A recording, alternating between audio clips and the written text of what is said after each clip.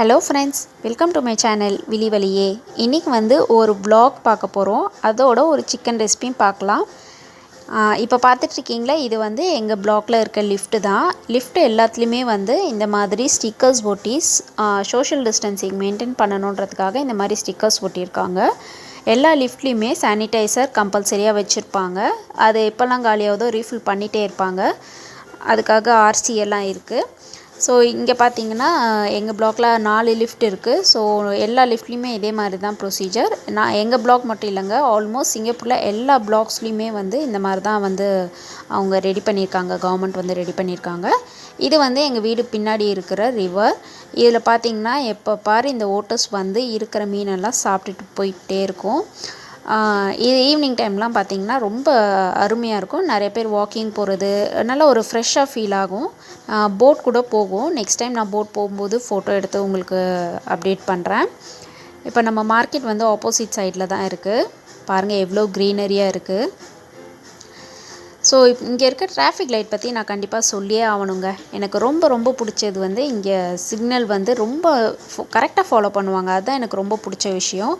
வண்டிலாம் signal விழுந்துருச்சுன்னா 1 inch கூட முன்னாடி நகராதுங்க. அந்த அளவுக்கு வந்து பர்ஃபெக்டாக ஃபாலோ பண்ணுவாங்க. ஆனால் பெடஸ்ட்ரியன் வந்து வண்டி வரலன்னா க்ராஸ் பண்ணிடுவாங்க. பட் சிக்னல் வந்து ரெட்டில் இருக்கும்போது பெடஸ்ட்ரியன்ஸ் இல்லைன்னா வண்டி கூட போகாது. அவ்வளோ ஸ்ட்ரிக்டாக ஃபாலோ பண்ணுவாங்க. இது வந்து டாக்ஸி ஸ்டாண்டு. ஆல்மோஸ்ட் எல்லா எம்ஆர்டி வாசல்லையும் இந்த மாதிரி டாக்ஸி ஸ்டாண்ட்ஸ் இருக்கும். இப்போ நீங்கள் பார்க்குறது வந்து ஹாக்கர் சென்டர் உள்ளே தான் நம்ம பார்க்குறோம். ஃபுட் கோர்ட் எல்லாமே வந்து இந்த மாதிரி தான் வந்து கவர் பண்ணி வச்சுருக்காங்க கோவிட் காரணமாக. இது வந்து நம்ம வெட் மார்க்கெட் சொல்லுவாங்க. இங்கே வந்து மீனுக்குன்னு ஒரு செக்ஷன் வச்சுருப்பாங்க. அதே மாதிரி சிக்கனுக்குன்னு ஒரு செக்ஷன் இருக்கும். போக்கு அந்த மாதிரி மட்டன் அந்த மாதிரி ஒன்றுத்துக்கும் ஒரு செக்ஷன் இருக்கும். இங்கே வந்து நான் மீன் வந்து சால்மன் கொஞ்சமாக வாங்கிட்டு நெக்ஸ்ட்டு நம்ம வந்து ரெசிபிக்கு சிக்கன் தான் பண்ண போகிறோம். ஸோ போன்லெஸ் சிக்கன் வாங்கலான்னு வந்தேன். இங்கே ஒரு கடை தான் இன்றைக்கி திறந்துருந்தது. ஸோ இந்த கடையில் நான் வாங்கிட்டு வந்துட்டேன். அடுத்து பார்த்திங்கன்னா முட்டை கொஞ்சம் வாங்கியிருக்கேன். ஏன்னா காடை முட்டை வச்சு ஒரு ரெசிபி ஒன்று செய்யணும். ஸோ அதனால் முட்டையை வாங்கிட்டு போகலான்னு வந்தேன். இங்கே மலேசியாவிலேருந்து கூட எக் வரும். சிங்கப்பூர்லேயும் ஃப்ரெஷ்ஷான எக்ஸும் கிடைக்கும், ப்ரொடியூஸ் பண்ணுறாங்க. அடுத்தது சோஷியல் டிஸ்டன்சிங் சொல்லிவிட்டு இந்த மாதிரி பக்கத்தில் நிற்கிறாங்க அப்படின்னா எல்லோரும் நிற்கிறது வந்து அவங்களோட ஓன் ரிஸ்கில் தான் நிற்கிறாங்க. So every one standing on the own risk. அப்புறம் வந்து இது பார்த்திங்கன்னா வந்து சோயான்னு சொல்லுவாங்க. சோயா தவு சொல்லுவாங்க. சோயாவில் பண்ணுறது ரொம்ப விலையாக சொன்னாங்க. 4 வந்து 10 வெள்ளி சொன்னாங்க. ஸோ நான் வாங்கலை, வந்துட்டேன் நான். அடுத்து இது என்னென்னு பார்த்திங்கன்னா தவுகேன்னு சொல்லுவாங்க. நம்ம பச்சை பயிரில் முளைக்க வச்சது தான். அது வந்து நான் ஒரு வீடியோ ரெடி பண்ணிவிட்டு உங்களுக்கு அந்த பயிர் எப்படி முளைக்க வைக்கிறதுன்னு காட்டுறேன். ஸோ அவ்வளோதாங்க, நான் வேறு எதுவும் வாங்கலை. சரி ஃப்ரூட்ஸ் மட்டும் கொஞ்சம் வாங்கலாம் அப்படின்னு சொல்லிட்டு வந்தேன். இப்போ யூஸ்வலாக வாங்குகிற ஃப்ரூட்ஸ் கடையில் இப்போ வெஜிடபிள்ஸ் தான் வச்சுருக்காங்க. பாருங்கள், ஃபுல்லாகவே கவர் பண்ணி தான் வச்சுருக்காங்க. இது வந்து என்ட்ரி ஒரு வழி, எக்ஸிட் ஒரு வழி, அந்த மாதிரி தான் வச்சுருந்தாங்க.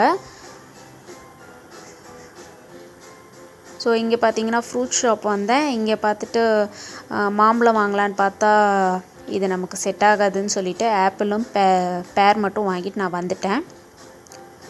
இப்போ அடுத்து வந்து பேக்கரி போயிட்டு கொஞ்சம் ஏதாவது இந்த கொய்லா பீஸுன்னு ஒன்று இருக்குங்க. அதோட ரெசிபி நான் ரெடி பண்ணிகிட்ருக்கேன். ரெடி ஆனோடனே நான் அப்லோட் பண்ணுறேன். அது ரொம்ப சூப்பராக இருக்கும் அது. ஸோ அது வாங்கலாமே அப்படின்னு சொல்லிட்டு தான் வந்தேன்.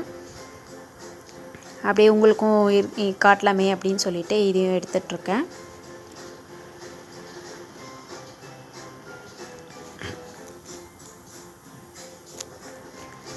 ஃப்ரூட்ஸ்லாம் வந்து என்ன பண்ணுவாங்கன்னா வந்து கொஞ்சம் அழுகிற மாதிரியான ஸ்டேஜில் இருக்கிற ஃப்ரூட்ஸ் எல்லாம் தனியாக ஒரு பிளேட் போட்டு டக்குன்னு அது வந்து ஒரு கம்மியான விலைக்கு போட்டு கொடுத்துருவாங்க. ஆனால் ரொம்ப அழுகியிருக்காது, நல்லாயிருக்கும். அன்றைக்கே சாப்பிட்ற மாதிரியான ஃப்ரூட்ஸ் தான் இருக்கும். இப்போ வந்து நம்ம அண்டர்பாஸில் போயிட்டு நம்ம ரோட் க்ராஸ் பண்ணிக்கலாம். வரும்போது நம்ம டிராஃபிக் லைட் க்ராஸ் பண்ணோம். இது வந்து எம்ஆர்டி உள்ளே இருக்கும். நம்ம எம்ஆர்டி உள்ளே வந்து இந்த மாதிரி தான் இருக்கும்.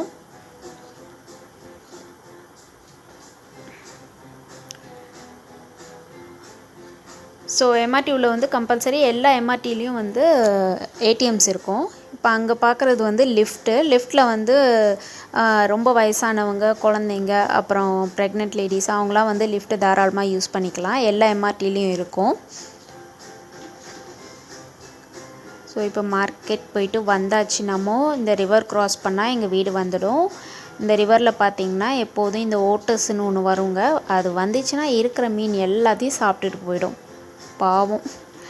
இப்போ பார்க்குறீங்களா, அது வந்து இந்த இடத்துல எப்போவுமே வந்து ஆமை இருக்கும். இன்றைக்கி கொஞ்சம் கம்மியாக இருக்குது, எல்லாம் பிஸியாக இருக்குது போல் இருக்குது, ஆமையே காணோம்.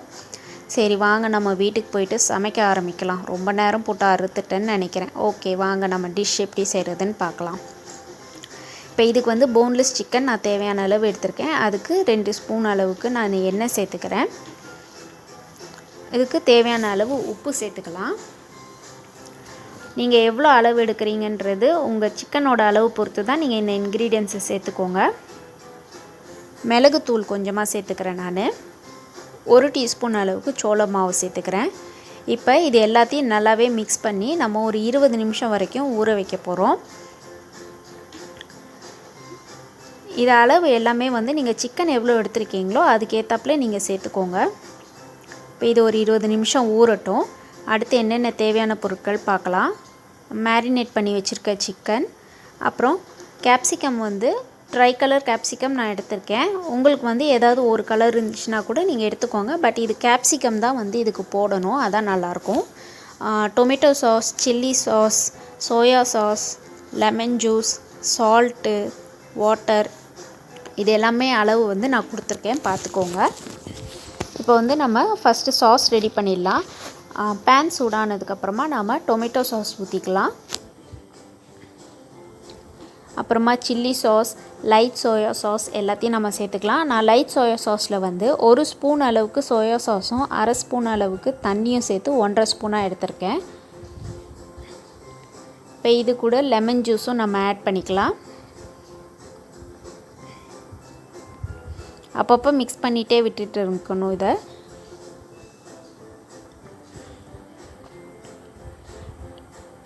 எல்லாமே ஆட் பண்ணுறது வந்து ஒரு இன்க்ரீடியன்ஸும் ஆட் பண்ணுறதுக்கு இடையில வந்து ஒரு 1 மினிட் கேப் விட்டாலே போதும், ரொம்ப ஜாஸ்திலாம் வேண்டாம். தேவையான அளவு உப்பு சேர்த்துக்கலாம். நான் வந்து லெமன் கிராஸ் வந்து ஒரு ஃப்ளேவருக்காக ஆட் பண்ணுறேன். இது இல்லைன்னா ஒன்றும் பிரச்சனை கிடையாது, பிகாஸ் இது நான் ஃப்ளேவருக்காக மட்டும்தான் ஆட் பண்ணுறேன். இப்போது தேவையான அளவு இதுக்கு வந்து தண்ணி ஊற்றிக்கலாம். நான் 1.5 டீஸ்பூன் அளவுக்கு தண்ணி ஊற்றிக்கிறேன். இப்போ இதை நல்லா மிக்ஸ் பண்ணி விட்டுட்டு கொதி வர வரைக்கும் வெயிட் பண்ணுவோம். நல்லா கொதி வந்ததுக்கப்புறமா நம்ம இதை ஆஃப் பண்ணிக்கலாம். இப்போ அடுத்து சிக்கனை நம்ம வந்து ஃப்ரை பண்ணி எடுத்துக்கலாம். ஸோ அதுக்கு ஒரு பேனில் வந்து தேவையான அளவு எண்ணெய் ஊற்றிட்டு நம்ம சிக்கனை போட்டு பொரிச்சு எடுத்துடலாம். நம்ம மேரினேட் பண்ணி வச்சுருக்க சிக்கன் மேரினேட் பண்ணி வச்சுருக்கோம். ஸோ வந்து 20 நிமிஷம் வரைக்கும் வச்சுருக்கிறதுனால நமக்கு ரொம்ப நேரம் ஆகாது இது ஃப்ரை பண்ணுறதுக்கு. ஃப்ரை பண்ணும்போது நம்ம சோள மாவு சேர்த்துருக்கிறதுனால கண்டிப்பாக பாத்திரத்தில் ஒட்டும். அது வந்து நீங்கள் எடுத்து விட்டுட்டே இருக்கணும்.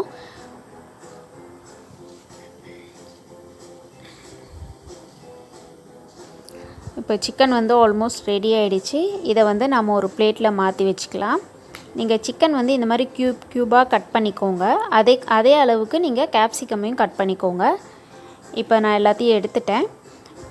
அடுத்து வந்து நம்ம திரும்பவும் கொஞ்சமாக எண்ணெய் ஊற்றி நம்ம வச்சுருக்க கேப்சிகம்ஸ்லாம் ஆட் பண்ணிக்கலாம். நான் வந்து ட்ரை கலர் கேப்சிகம் வச்சுருக்கேன். ஸோ 3த்தையும் சேர்த்து நல்லா ஃப்ரை பண்ணிக்கிறேன். இது எவ்வளோ நேரம் இருக்கணும்னா அந்த கேப்சிகம் வந்து சாஃப்டான ஒரு டெக்ஸ்சர் வர வரைக்கும் நம்ம வந்து இதை வதக்கணும். அது எண்ணெயிலே வந்து அது நல்லா வெந்துடும். இப்போ அடுத்து வந்து நம்ம வறுத்து வச்சுருக்க சிக்கனை வந்து இதில் சேர்த்துக்கலாம். ஸோ நல்லா மிக்ஸ் பண்ணதுக்கப்புறமா சாஸ் நம்ம ரெடி பண்ணி வச்சுருந்தோம் இல்லையா, அதையும் நம்ம வந்து இதில் சேர்த்துக்கலாம்.